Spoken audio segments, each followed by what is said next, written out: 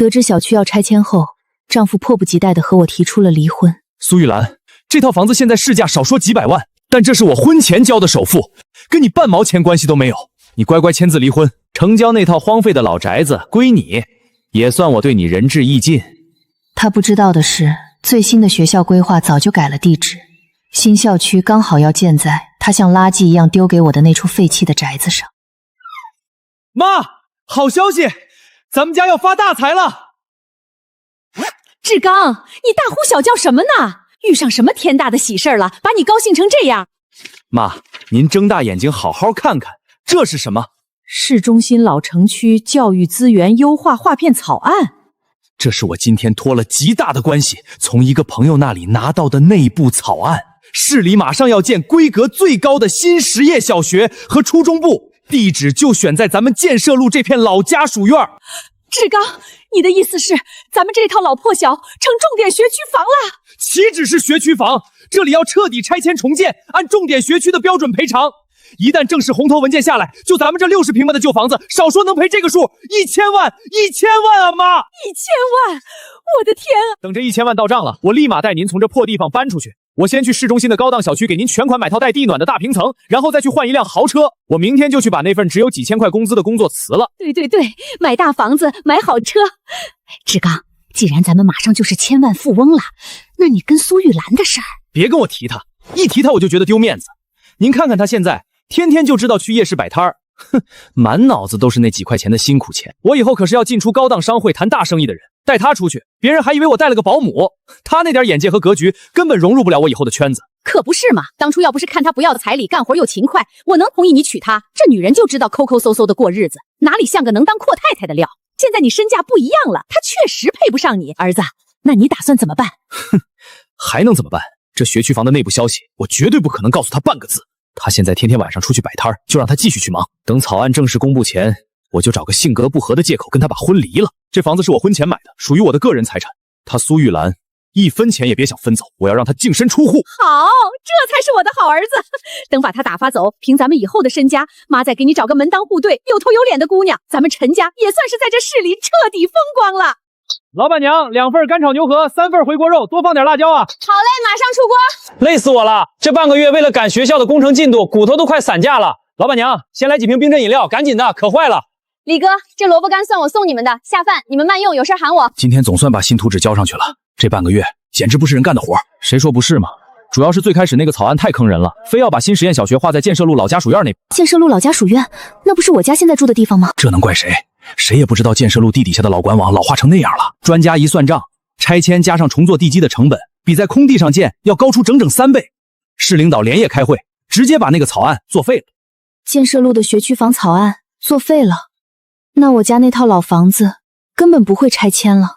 还是现在这个新方案好，直接往南边调，改到城南长乐村那片废宅区，那边多省事啊。是啊，长乐村老纺织厂后面那片荒地，地势平坦，没有任何复杂的管网，那边全是废弃的破房子，拆迁成本极低。这事儿内部已经定死了，我们先遣队明天中午就大规模进场扎营。至于市里正式的新闻通报，估计就定在下个月初了。不仅是新校区，未来地铁2号线都要从长乐村路过，那片破宅子马上可就寸土寸金了。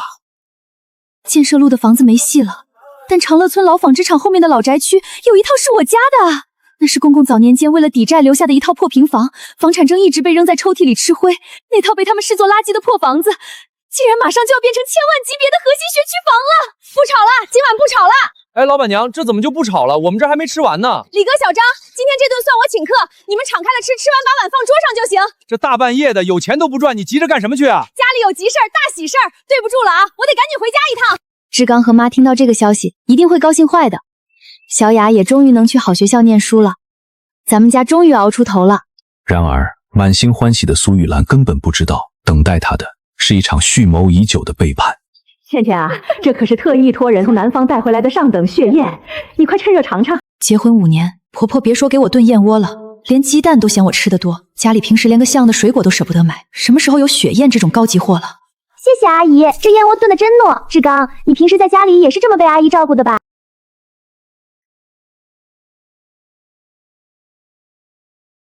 哎呀，志刚，这位就是嫂子吧？怎么弄得一身都是油渍呀？陈志刚，他是谁？既然你看到了，那我也就不瞒你了。这是王倩，市里最大房产中介公司的金牌顾问。中介能大半夜坐到我们家沙发上喝燕窝，中介能让你把手搭在他肩膀上。苏玉兰，你说话放尊重一点。倩倩可不是一般的中介，人家是房产圈里的精英。咱们家这套老破小马上就要变成千万学区房了，没人家倩倩的内部渠道和高端客户资源，这房子能卖出好价钱吗？嫂子，你也别怪阿姨说话直，这房子马上就要拆迁划片了，价值1000万，像这种级别的资产运作，可不是你在夜市上炒几份盒饭就能明白的。志刚信任我，才把这么大的事情交给我处理。哦，对了，嫂子可能还不知道吧，我和志刚已经在一起有一段时间了。陈志刚，你到底还要不要脸？我每天起早贪黑在夜市摆摊挣钱给你还车贷，给你妈看病，你拿我的血汗钱去养别的女人。你少在那儿给自己邀功，你摆地摊能挣几个钱？你看看你现在这副样子，面黄肌瘦，穿得像个收破烂的。我陈志刚马上就是千万身家的人了，以后往来的都是名流圈子，带你出去，我的脸往哪儿搁？就是你在这个家里白吃白住了5年，什么本事也没有，天天就指望我们刚子。倩倩就不一样了，人家年轻漂亮，有本事，还能帮志刚事业腾飞，你拿什么跟人家比？既然话都说到这个份上了，那咱们就打开天窗说亮话。苏玉兰，我们离婚吧。实话告诉你，这房子是我婚前付的首付，就算是变成千万学区房，那也是我的个人财产，跟你1毛钱关系都没有。你别指望能从这里面分走1分钱。志刚，你别对嫂子这么凶嘛。嫂子毕竟在这个家做牛做马5年了，没有功劳也有苦劳，虽然法律上她分不到这套1000万房产，但也得好聚好散呀。嫂子，你说是不是？做牛做马，原来我5年的付出在他们嘴里就是这样。陈志刚，你铁了心要为了这个女人，为了你那所谓的1000万学区房，跟我离婚，是吗？没错，明天一早我们就去民政局。我警告你，你少给我1哭2闹3上吊，这房子你分不走，我也绝不会多给你1分钱。你要是识相，就痛痛快快把字签了，别妨碍我们刚子发财。咱们家没叫你赔偿这5年的伙食费就不错了。好，你说什么？你说什么？我说我同意离婚。陈志刚，这5年来，我苏玉兰自问对得起你，也对得起你们陈家。既然你觉得我配不上你这即将到来的1000万身家，那我如你的愿，我们离婚。嫂子真是个痛快人，这就对了嘛，人要有自知之明。志刚，既然嫂子都同意了，那你们尽快把财产分割一下，明天就把手续办了吧。赶紧拿纸笔，今晚就把该分的都分清楚。除了你的几件破衣服，你休想拿走我们陈家一样值钱的东西。苏玉兰，算你识相。不过咱们丑话说在前头，亲兄弟明算账，除了这套房子，家里的钱怎么算，咱们得白纸黑字写清楚。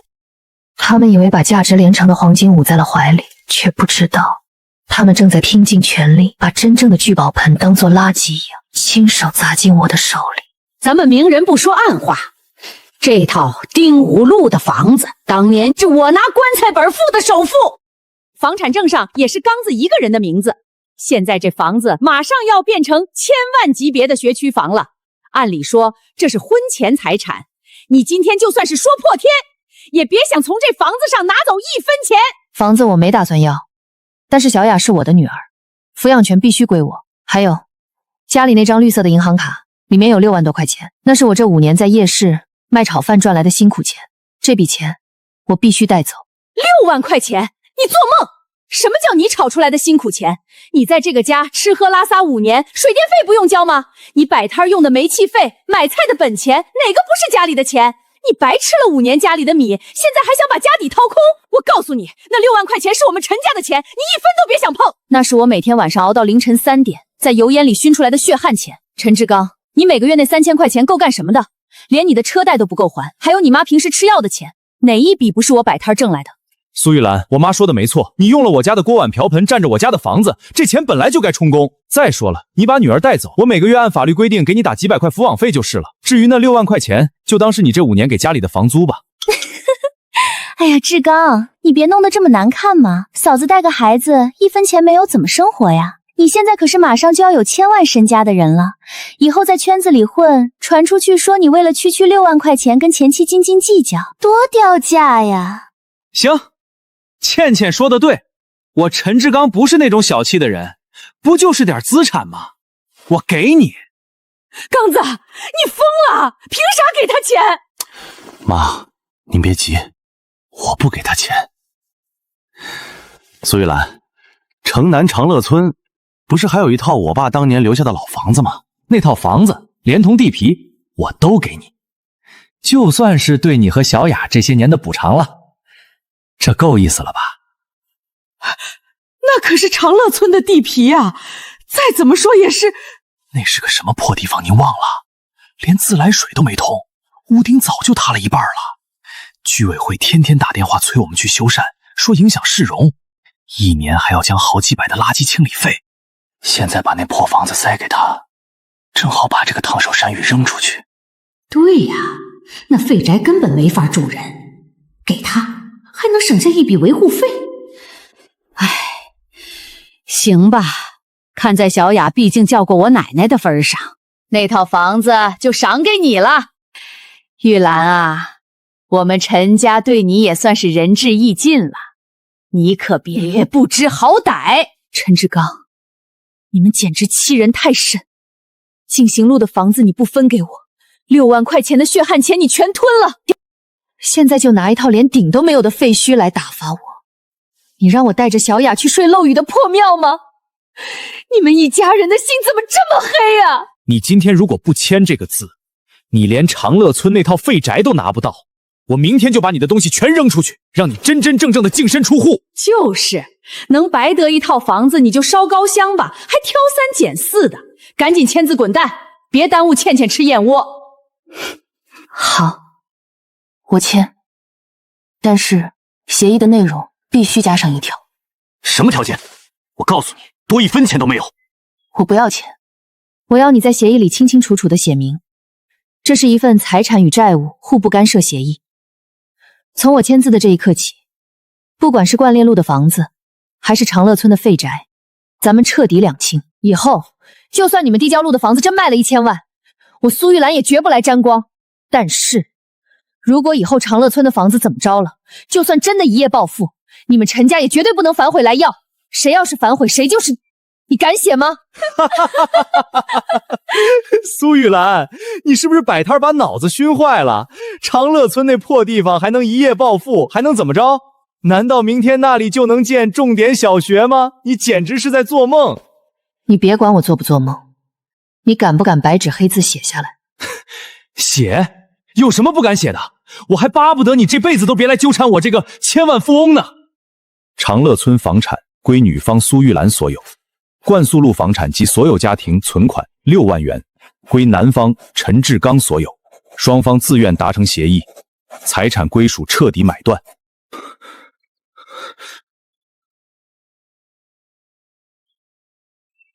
签吧，签完拿着你的废墟，赶紧收拾东西滚蛋。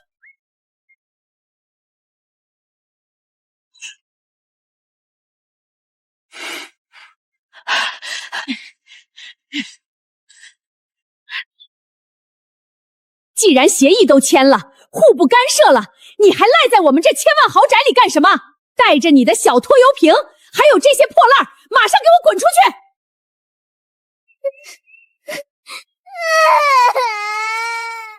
妈妈，奶奶为什么要扔我们的衣服呀？小雅乖，不怕，妈妈在。奶奶不要我们了，妈妈带你搬新家。搬新家？对，去长乐村那个连顶都没有的破庙里搬新家。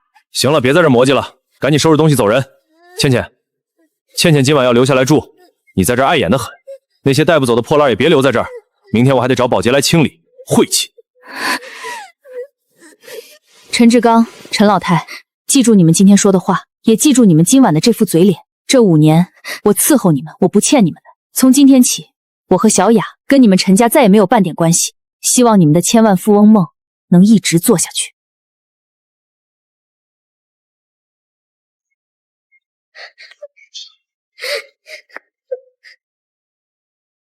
我们走。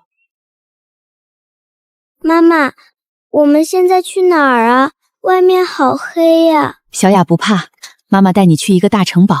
虽然它现在看起来有点破，但很快那里就会变成全城最漂亮、最热闹的地方。真的吗？有幼儿园里画的城堡那么大吗？比那个还要大。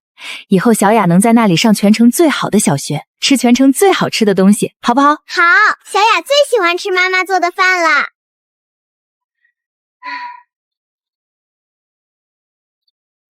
情况确实如陈志刚所说，非常糟糕。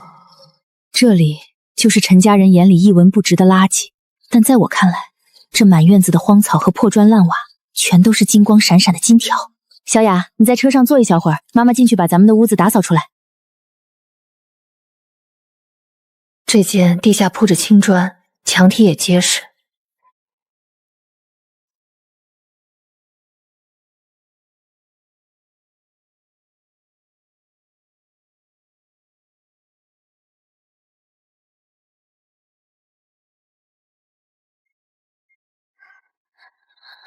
小雅，快过来睡吧。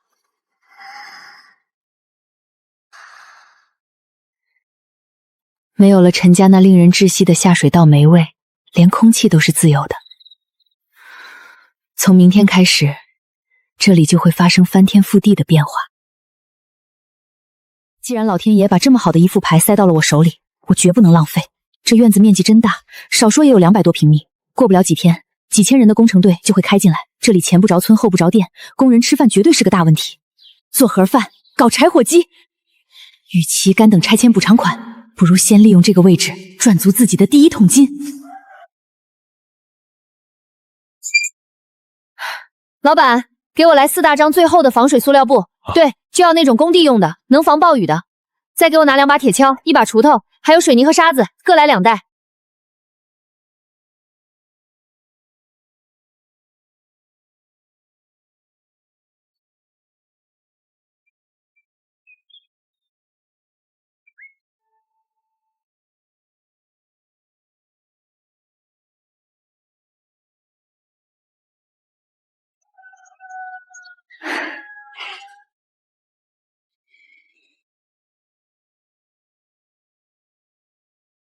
妈妈，好香呀！马上就能吃了。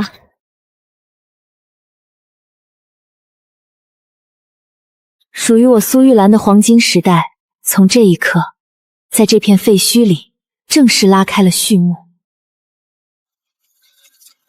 这破地方连个小卖部都没有，咱们中午吃啥呀？唉，包工头说让大卡车从城里往这儿拉盒饭，估计还得等半个小时。哪来的肉香味儿？太香了吧！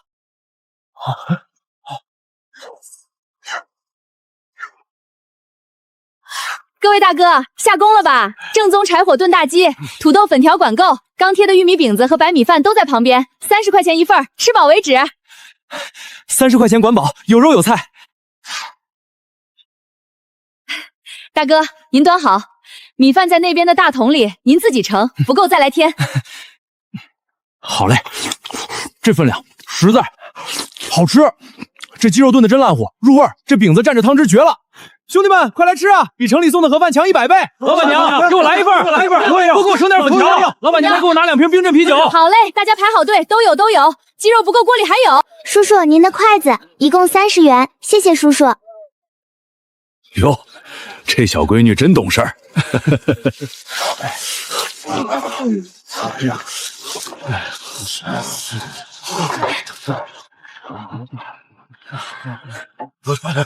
赵总好。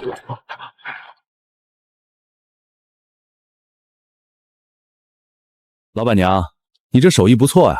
这地方乱糟糟的，你一个女人带着个孩子，怎么跑到这荒郊野岭来摆摊了？赵总，这院子是我家原来的老房子，听说市里要把这里规划成新校区，我就琢磨着，工程队的大哥们干活辛苦，总得吃口热乎的饭菜。我别的不敢说，炒菜做饭这手艺绝对让大家吃得满意。从城里订盒饭送过来，饭菜早就凉了，分量也不够这些干体力活的人吃。你倒是挺有商业头脑，既然是你自家的院子，那也算是地利人和了。不过我们这工地目前有300多号人，下个月大部队进驻，起码得上1000人，你这一口锅供得过来吗？这可是天上掉下来的大客户。赵总，您只要信得过我，把工地的伙食交给我，我就有办法。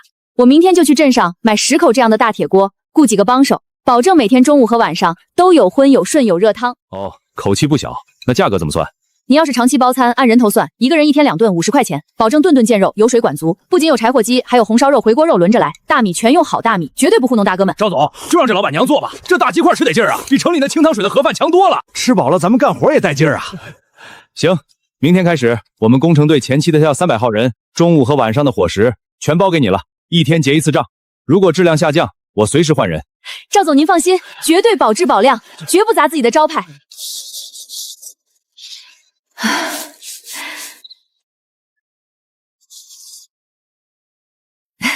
小雅，来帮妈妈数钱。妈妈，好多钱啊，比以前买菜的钱多好多好多。今天中午和晚上散客加上几百号工人的预付款，毛生入居然有2万多块。刨去买肉买菜的成本，这一天的净利润足足有大几千块。以前在陈家，我们熬到半夜，夜市晚上顶多赚个100-200块钱，还要被陈志刚嫌弃身上有油烟味儿，被婆婆挑剔买菜花钱多。我辛辛苦苦攒了5年，才攒下那可怜的6万块钱，最后却被那对母子毫不留情的全部吞掉。而现在，仅仅是在这片废墟里干了1天，我就赚到了过去1个月才能赚到的钱，这才是真正的底气。陈志刚，你以为你把我净身出户了？你以为你们靠着那个废弃的草案就能当千万富翁？你们根本不懂，只有装在自己口袋里的钱才是最实在的。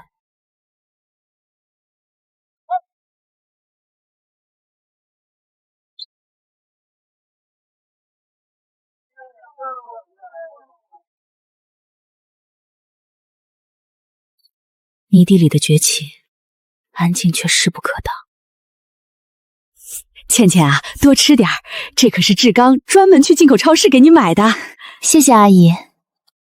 志刚，苏玉兰已经搬走快半个月了吧？那可不，估计现在正在废墟里捡破烂呢。既然那个碍眼的女人已经解决了，那咱们俩的事儿是不是也该办了？这个内部划片早案绝对靠谱，文件一落地，建立路房价会一夜翻3倍，必须在正式文件公布、房价暴涨之前，名正言顺的成为陈志刚的合法妻子。办，当然得办。我明天就去把酒席定了，我要办一场全城最豪华的婚礼，让所有认识我的人都知道我陈志刚现在是什么身价。可是志刚，豪华婚礼可不是用嘴说出来的，你要订5星级饭店，要请婚庆，要给我买钻戒，还有我这边的改口费，你手里现在有多少活钱？卡里满打满算，也就只有苏玉兰留下的那6万块钱。这个我的钱，这不是都在这套房子里压着吗？等拆迁款一下来，几百万现金就到手了。等拆迁款下来，黄花菜都凉了。志刚，你现在可是未来的千万富翁，你连办婚礼的几10万都拿不出来，你让我的脸往哪儿放？我那些姐妹要是知道了，还不得笑话死我？刚子，倩倩说的对，咱们现在身份不一样了，排场必须得撑起来。你不是认识不少亲戚朋友吗？这房子就是最好的抵押，你去借点钱周转一下不就行了？借钱？可是那些亲戚平时都抠搜的很，大柱二姨他们以前连1000块钱都不愿意借给我。以前是以前你是个穷光蛋，谁愿意借钱给你？你只要告诉他们，你手里有新学区房的内部认购名额，或者说你承诺给他们点利息，那些人眼红你的千万身家，巴不得把钱塞给你呢。倩倩，还是你脑子好使。对啊，我现在可是千万富翁，我找他们借钱，那是带他们发财，是看得起他们。刚子，你今天这是发什么横财了？请我们吃这么贵的菜？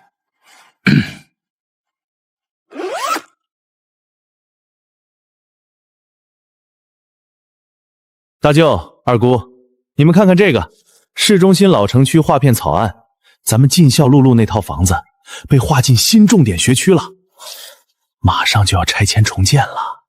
啥？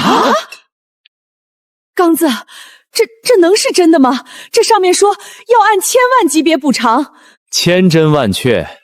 给各位长辈介绍一下，这是我未婚妻王倩，市里最大房产公司的金牌高管。这内部文件就是倩倩帮我搞到的。各位长辈好，志刚这套房子我评估过，位置绝佳，一旦红头文件下发，价值绝不会低于1000万。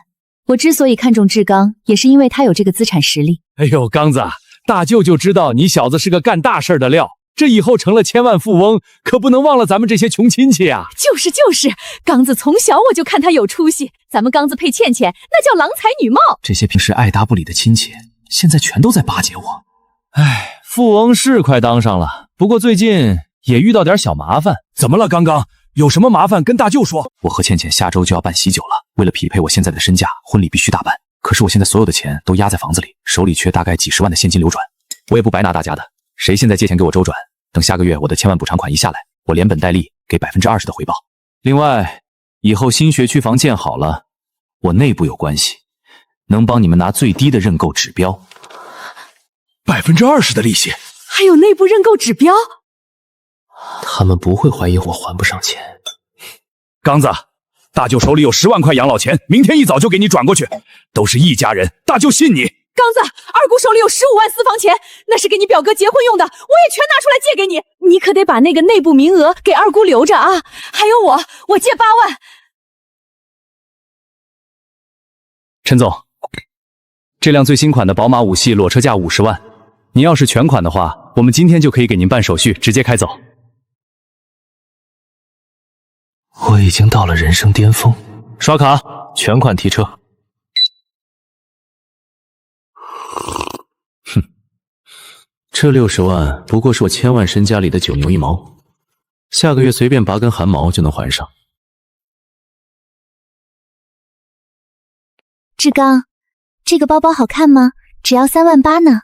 买，喜欢什么就买什么。服务员，把这个包包给它包起来，再把你们这儿最贵的钻戒拿出来给我未婚妻挑。我要让全世界都看到我的阔气。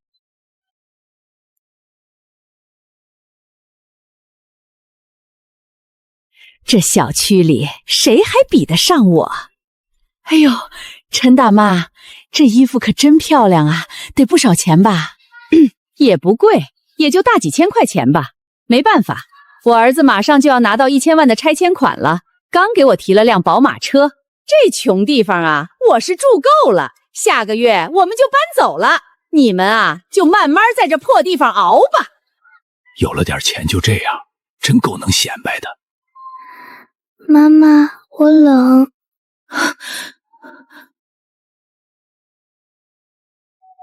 这么烫，小雅乖，别怕，妈妈带你去医院。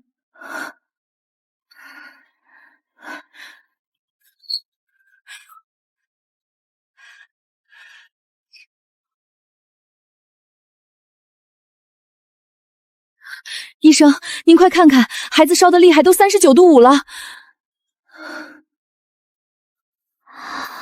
别太紧张，扁桃体发炎引起的急性发烧，最近换季，加上孩子可能又有点劳累，抵抗力下降了。去交个费，先打1针退烧针，再挂2瓶消炎药水。谢谢医生，我这就去。大姐，你去2楼门诊的综合缴费处吧，那边现在也是24小时值班，人少。为什么让我去查生育机能常规？我老婆怀不上，那是她的肚子不争气，关我什么事儿？我不查。先生，孕育后代是夫妻双方的事儿，你不查就去跟医生说，别在这儿吵。查生育进程。3年前，你就是个连孩子都生不出的废物。陈老太非逼着我们夫妻俩去医院做查，说必须给陈家留个后。那天陈志刚死活觉得丢面子，硬是在医院门口甩手走人。我只能把之前采好的样本送去化验，然后独自在走廊里等结果。结果出来了，你身体没什么大问题，但是你丈夫的报告很乐观，重度先天性不育，甚至可以说是绝对不育症，基础生育细胞的存活率几乎为0。这种情况下，自然受孕的概率微乎其微。我本想心平气和地跟陈志明商量怎么治疗，查出什么毛病了，我就知道是你的问题。我儿子身体好得很，怎么可能有病？肯定是你天天在夜市瞎熬夜，把身体给熬坏了。如果是你的问题，那咱们就趁早离婚，别耽误我陈家要后代。这对母子刻薄自私的嘴脸，我到现在都记得。为了给小雅一个完整的家，我心软了，也退缩了。我害怕陈志刚那点可悲的自尊心受挫，也害怕这个家彻底散了。于是，我当着他们的面把那张属于陈志刚的报告单藏了起来。医生说是我气血不足，比较难怀孕。我就说是你的问题，还敢拖着我儿子。我咬着牙背下了所有的黑锅，而陈志刚这个被医学判定为绝对不育的患者，却心安理得地享受着母亲的维护。下一位。哦，好，缴费。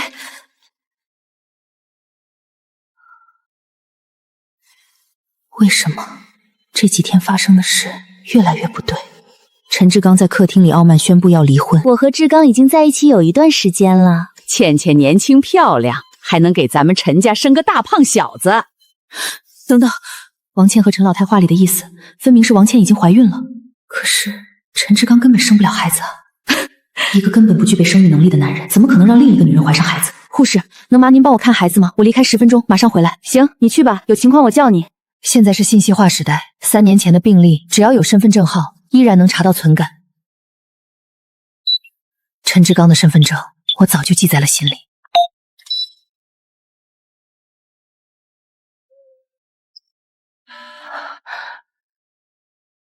铁证如山。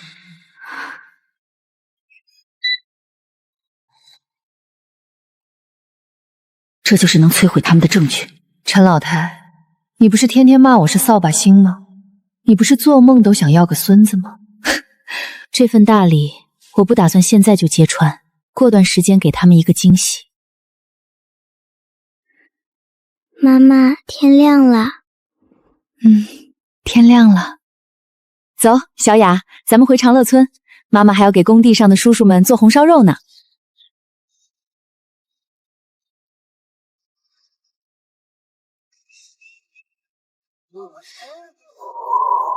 哎呦，这什么破地方，连路都烂成这样！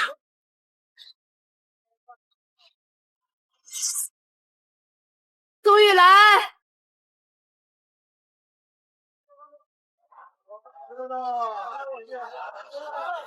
哎呦，这不是马上就要住千万豪宅的陈老太吗？今天怎么有空跑到我们这儿收破烂的废宅区来了？不怕这儿的黄土脏了您几千块钱的真丝旗袍？苏玉兰，你少在这儿阴阳怪气的，我今天可不是来跟你叙旧的。我儿子志刚说了，好歹你也在我们家做牛做马了5年，我们现在发大财了，也不能做得太绝，免得别人说我们嫌贫爱富。明天中午12点，市中心皇冠大酒店2楼龙凤厅，那可是全城最高档的5星级饭店。明天是我儿子志刚和倩倩办喜酒的日子，同时也是我们家庆祝拿到1000万拆迁款的庆功宴。苏玉兰，我劝你明天一定得去，你这辈子哪见过5星级饭店是什么样？顺便也看看我们家现在过的是什么神仙日子。哎，这位大妈，你怎么说话的？嘴巴怎么这么不干净？就是，你跑到别人做生意的地方来阴阳怪气，找不痛快是吧？干什么？我告诉你们，我儿子现在开的可是50万的宝马，惹了我，信不信我儿子拿钱？行了，大家别生气，吃饭吧。皇冠大酒店2楼龙凤亭，明天中午12点。这排场确实够大的，不过陈老太，你们家的拆迁补偿款不是还没发下来吗？你们哪来的钱百富？这关你什么事儿？我们家有的是亲戚朋友愿意借钱给我们凑份子，你这种穷光蛋懂什么叫投资吗？原来是借钱摆的排场啊，那可真是辛苦大舅二姨他们了。希望明天你们这顿饭能吃得安稳。你什么意思？吃不到葡萄说葡萄酸是吧？没什么意思。回去告诉陈志刚和王倩，这请柬我收下了。明天中午我一定准时带着小雅去给你们道喜，我保证会给你们送上一份终生难忘的大礼。这女人能翻出什么烂话来？一个连住的地方都没有的下堂妇罢了。记得穿干净点儿，别把你这身油烟味带进高档酒店，丢我们陈家的脸。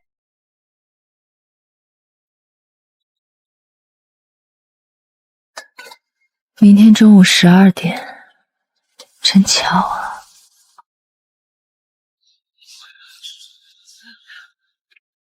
哎呀，志刚啊，大舅这辈子是没白疼你，这排场市里也没几个能办得起呀。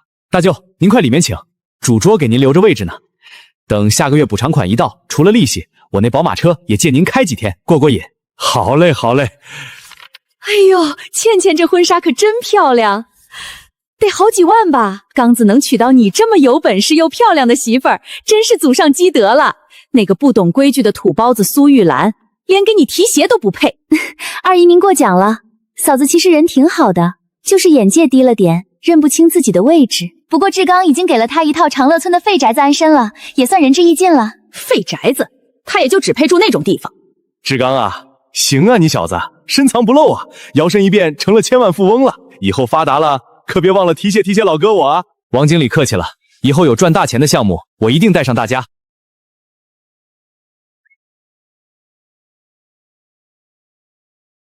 哟，这不是嫂子吗？我还以为嫂子在长乐村打扫废墟没时间来呢。怎么，今天是来沾沾喜气儿的吗？苏玉兰，你脸皮可真够厚的，都被扫地出门了，还来蹭我们刚子的千万喜酒，是不是那废歪子漏雨没法住，想来混顿好饭吃啊？就是要不是刚子大度把那地方给你，你现在早睡大街了。陈老太昨天亲自送了请柬，这么大的热闹，我怎么能不来呢？毕竟我是来送大礼的。哼，送大礼？你能送什么大礼？几兜子长乐村的破砖头吗？苏玉兰，你要是识相，就带着你那拖油瓶去最角落的那桌坐着，别在这儿碍眼。王倩，听说你怀孕了？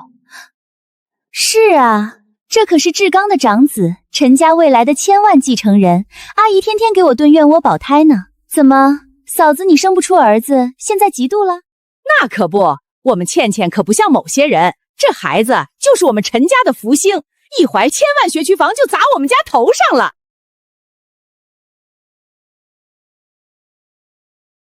那就麻烦你们先擦亮眼睛，好好看看这份3年前的体检报告单，再来庆祝这个千万继承人的降生吧。老太太，你天天做梦都想抱孙子，现在你不如好好问问你这个好儿媳，她肚子里怀的到底是谁的？倩倩，这到底是怎么回事？那张纸肯定是他伪造的。还不承认是吧？没关系，这只是第一份大礼，你们别急，真正的好戏马上就开场。各位市民，中午好！现在播报本市一条重要新闻。备受瞩目的市重点实验小学新校区及初中部规划方案已于今日正式下放红头文件。经规划局和教育局联合勘测评估，原已定的建设路片区因地下管五老化严重，改造成本过高，已被正式剔除出规划范围。即日起，该片区将被降级为老旧疏解区，不再享有任何学区配套，亦无拆迁计划。不可能，这不可能！这新闻是假的！我手里有内部草案，这绝对是假的！经过最终决议，新校区地址将正式落户于城南长乐村地块，该项目将于下月正式动工。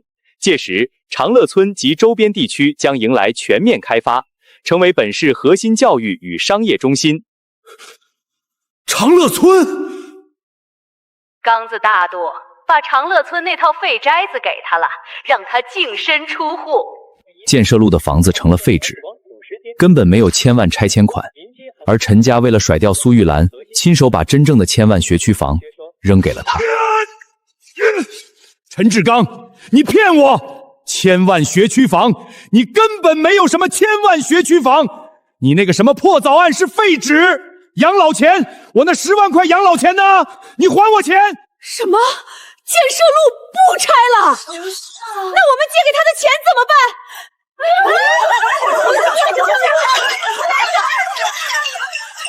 陈志刚，你这个骗子！你说有1000万补偿款，我才把给我儿子结婚的15万借给你，你还我钱！还有我的8万，那是我准备做手术的钱啊！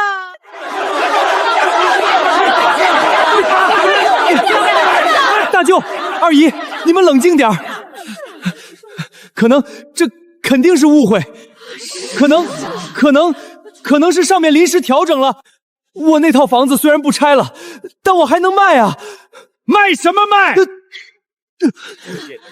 新闻上都说了，降级为老旧疏载区，那破房子现在连以前的1半都不值。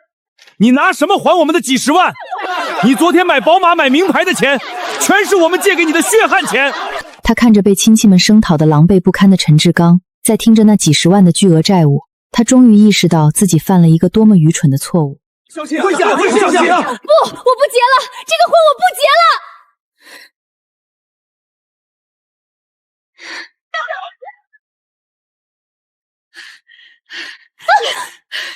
你个骗子！你肚子里怀着别人的孩子，还敢骗我们家刚子办这么贵的酒席，你还想跑？老太太，你给我放手！你儿子自己身体有问题，买个破房子还妄想当千万富翁，你们全家都是穷光蛋，我是倒了8辈子血霉才认识你们。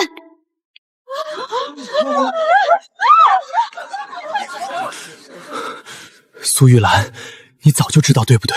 你早就知道长乐村才是真正的学区房，你故意看着我们像小丑一样表演，你故意套走那套房子。陈志刚，饭可以乱吃，话不能乱讲，是你自己亲手写下的财产债务互不干涉协议，也是你为了在这个女人面前显摆你的大度，硬是把那套废宅塞给我的，这可是你们陈家对我的恩赐啊！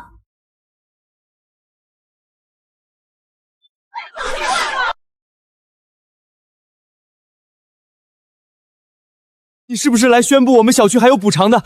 是不是建少路的项目，我们是不是还有补偿？让开，我们是新规划项目组的，今天来找人。苏女士，打扰了。本来想去长乐村找您的，听说您在这边参加宴席，我们就直接过来了。赵总，您太客气了，这么急着找我，是拆迁的事定下来了吗？是的，您那套老宅刚好处于新校区正大门的核心规划线上，经过指挥部连夜开会评估，给您的最终补偿方案是现金350万。除此之外，等新校区建成，正对面黄金位置的2套双层地单商铺，产权全归您所有，总价值保守估计在1200万以上。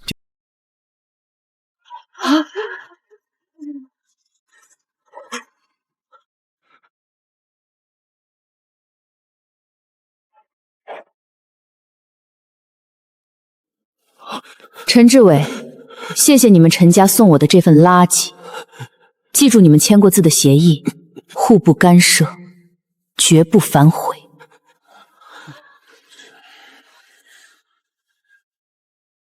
富裕啦！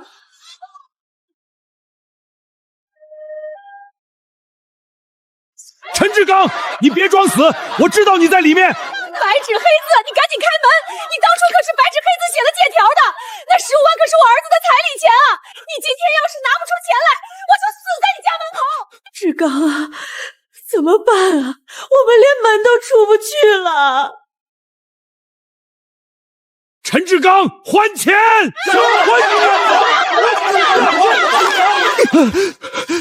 大舅，你别激动，你听我说。听你说什么？听你怎么骗我们吗？我买车买包的钱已经花光了。那辆宝马车，我昨天去二手车市场问了，人家说刚落地就要折价10几万，就算卖了也不够还你们的呀。不够还？那你就把你现在住的这套房子卖了，跌了。这虽然跌了，但好歹也能卖个大几十万吧。不行啊，这是我们陈家唯一的房子了，卖了我们住哪儿啊？去睡大街吗？你们睡不睡大街关我们什么事？你们当初有几百万的学区房怎么不卖？你们不是大方的送给那个被你们赶出家门的儿媳妇了吗？现在有骨气把几十万还清啊！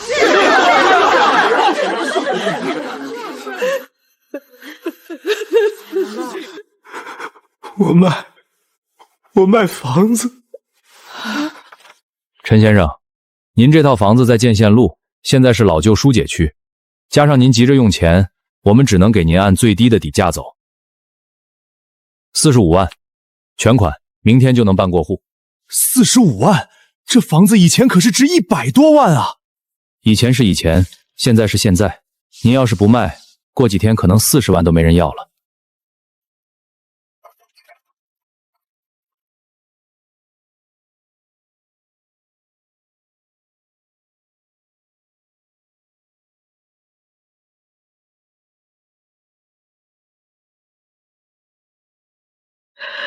刚子啊，咱们这是要去哪儿啊？去前面那个城中村，那里有便宜的地下室出租，1个月300块钱。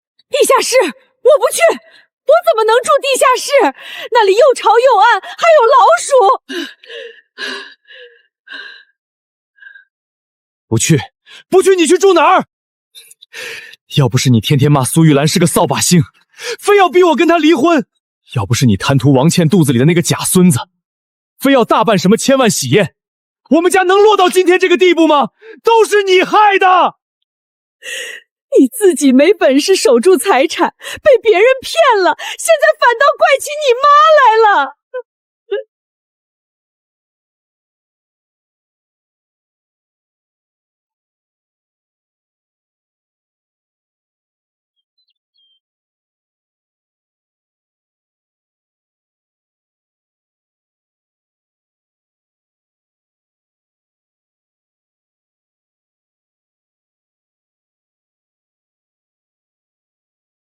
苏老板，恭喜开业大吉啊！以后我们指挥部的招待宴可就全包给你这2楼了。谢谢赵总捧场，没有你们的支持，就没有我苏玉兰的今天。2楼的包厢永远给您留着最好的。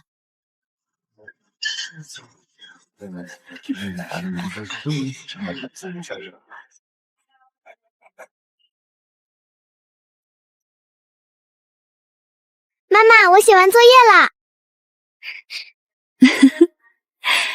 小雅真乖，下午妈妈开车送你去新学校报到。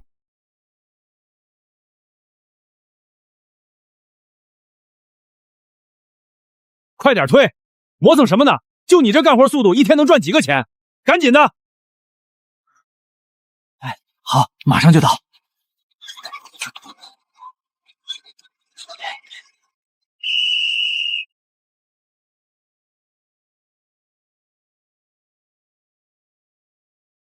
这饭是越来越难吃了，菜叶子全是黄的，连点油星都没有。这破包工头抠门的很。你们是不知道，城南长乐村那边新开了一家苏记美食城，听说那个苏老板以前就是在这边摆大排档起家的，人家那手艺绝了。1楼的快餐不仅便宜，还顿顿有大肉片子。小兄弟，你刚才说的那个苏记美食城，老板叫什么名字？好像叫苏玉兰吧，听说是个单亲妈妈，厉害得很。拿到长乐村的拆迁款后没乱花，直接盘下了城南最大的铺面。现在人家不仅1楼大厅天天爆满，2楼的豪华包厢更是连市里的领导都经常去光顾，那可是实打实的千万女富婆了。是啊，听说她心善，对员工也好。咱们要是能去那边的工地干活，说不定也能沾沾光，吃上那一口正宗的红烧肉呢。千万女富婆，大酒楼的老板，他不但拿到了那300万，还真成了有钱人。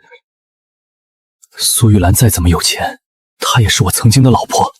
小雅身上流的是我陈志刚的血，只要我肯拉下脸去求她，女儿，只要我拿女儿说事，她那么软弱的女人肯定会心软的。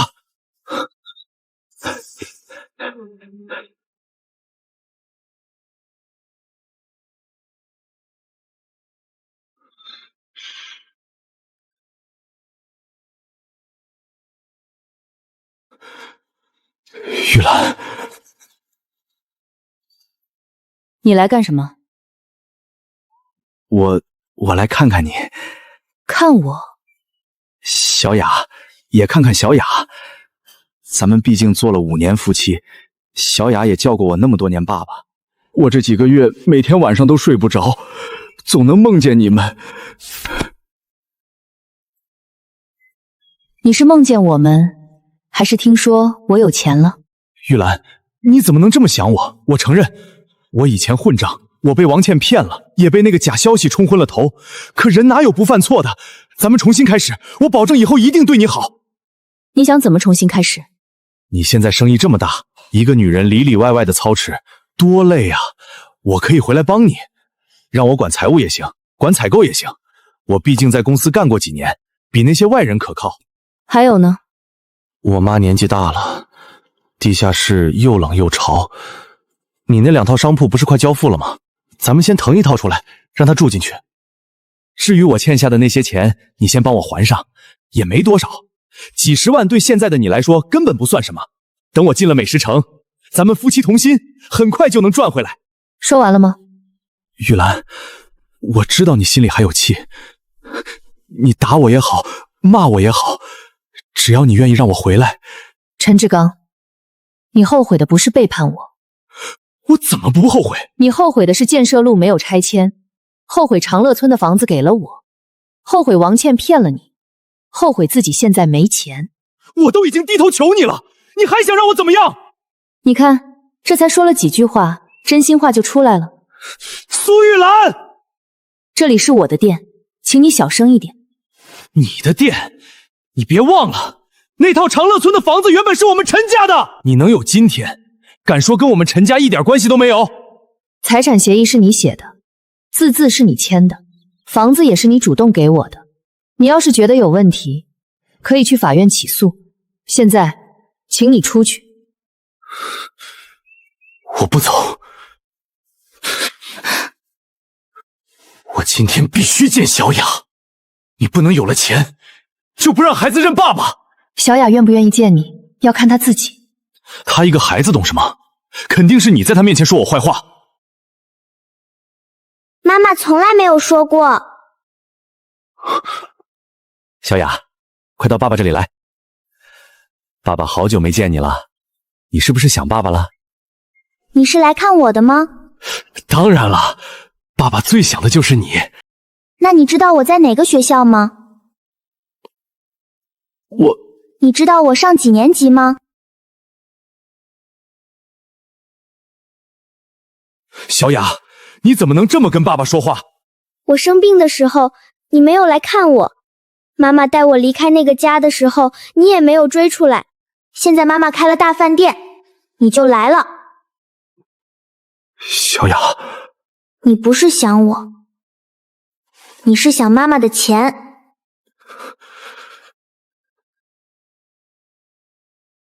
陈志刚，你可以穷，可以失败，也可以一时走错路，但你不能一边不肯承担错误，一边拿孩子的感情替自己换钱。那你到底要我怎么办？不是我要你怎么办，是你自己想成为什么样的人。我现在连住的地方都快没了，你跟我说这些有什么用？当初我带着小雅离开陈家的时候，也没有住处。我白天照顾孩子，晚上摆摊。我从来没有想过骗谁、抢谁，更没有把自己的责任推给别人。你现在是站着说话不腰疼。我可以给你一个招聘地址，配送中心缺搬运工，职业培训学校也在招学员。你愿意学手艺，可以报名；你愿意出力，就自己去应聘。你这么有钱，就只给我一个地址？我给你的不是钱，是重新站起来的机会。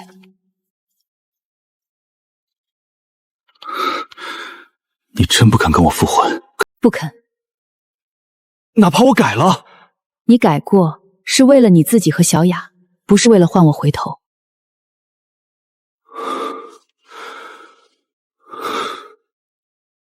好，我明白了。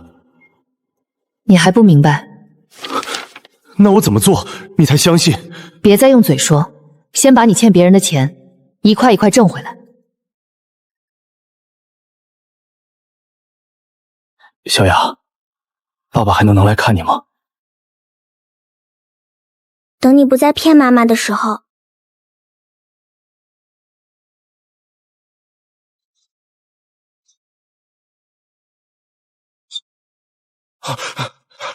妈，你怎么了？妈，你醒醒！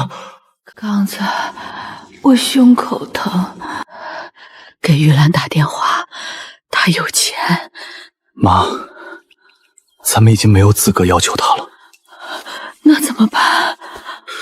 我求她救急，但这笔钱我自己还。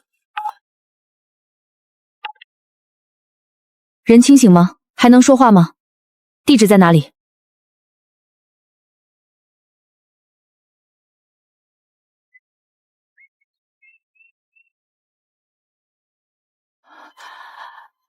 玉兰，医生说是心脏的问题，幸好送来的及时。是你交的钱？急救费和住院押金一共16000块，这笔钱算借给你们的。什么？等陈志岗工作了，每个月慢慢还。你们住哪里，怎么生活，也由你们自己安排。你这么有钱，还在乎这1万多块？我不在乎钱，但我在乎一个人有没有为自己做过的事负责。我都病成这样了，所以我救你，但救你不等于过去的一切没有发生。玉兰，妈真的知道错了。你以前也说过软话，每次说完，转身还是照样骂我。这次不一样。我以前总觉得女人就该伺候丈夫，孝顺婆婆。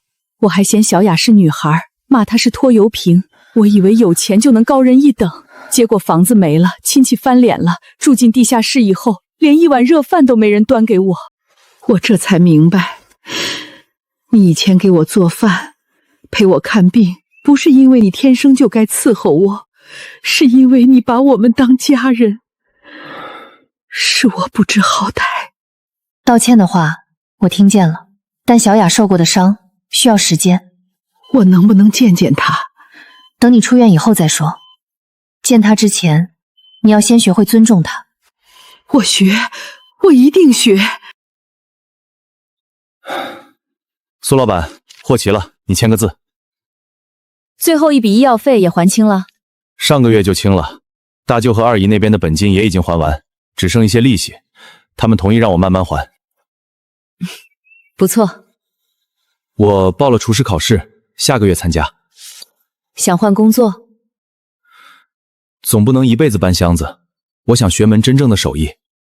那就认真学。真正改变命运的，从来不是一夜暴富的侥幸，而是跌倒之后仍肯靠双手把生活一点点扶起来。善良也不是无底线的原谅，而是让知错的人承担责任，让受过伤的人带着尊严继续向前。